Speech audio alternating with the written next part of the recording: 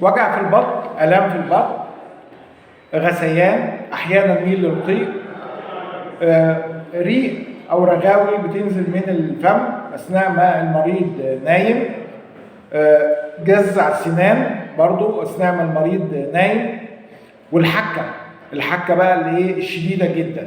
اذا كان المريض ذكر فبتكون الحكه في فتحه الشرج، اذا كان المريض انثى فبتكون الحكه في فتحه الشرج وفي الجهاز التناسلي الامامي. دي اعراض يا جماعه الدوده الدبوسيه، ودي دوده معديه وبتتنقل للاسره كلها، كل فرد في الاسره ممكن يعدي غيره السليم. عشان نتعالج من العلاج المظبوط هنركز مع بعض في الكلام ده. لازم ننقي يوم في الاسبوع بيكون كل افراد العيله مجتمعين فيه، ما يبقاش مثلا محمد ياخد علاج النهارده وابراهيم ياخد علاج بكره واحمد ياخد علاج بعد بكره، ما ينفعش الكلام ده. لازم يوم يكون كل افراد العيله مجتمعين فيه مع بعض. ببدا اخد الشوربه على الريق الصبح، وبعديها بنص ساعه باخد زبادي، بيعمل تنشيط وامتصاص قوي للشوربه واستفاده منها استفاده قويه. اعتبرنا مثلا ده يوم السبت، هنيجي على السبت اللي بعده من الاسبوع الثاني وباخد شوربه زيت خروع على الريق. الشوربه اللي انا قلتها لكم في الاسبوع الاولاني دي هكتب لكم اسمها تحت تحت الفيديو، لان ليها مسميات كتير، اللي هي ماده الالبندازول، ايا كانت بقى موجوده في اي دوله بالمسمى بتاعها، المهم الاسم العلمي بتاعها الالبندازول. الاسبوع الثاني من الشهر باخد زيت الخروع على الريق. الاسبوع الثالث من الشهر بكرر اللي عملته في الاسبوع الاولاني اللي هو الشوربه، وبعديها بنص ساعه الزبادي.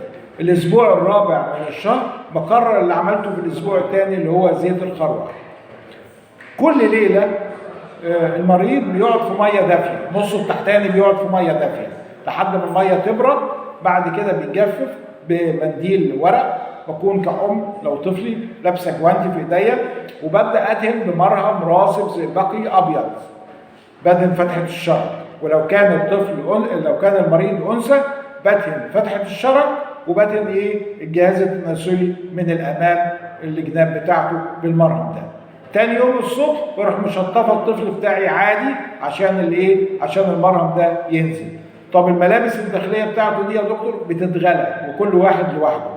طب السرير اللي هم بيناموا عليه ونزلوا منهم الريق والحاجات دي كلها، بطلع الفرش في السرير في الشمس على طول، فرش السرير ومعاه الغسيل يا جماعه بيتغلى. يعني انا بغسل مثلا كيس المخده كل يوم كل يومين لازم ميه مغليه، بغسل الملايه بتاعتي كل يوم كل يومين يبقى لازم ميه مغليه.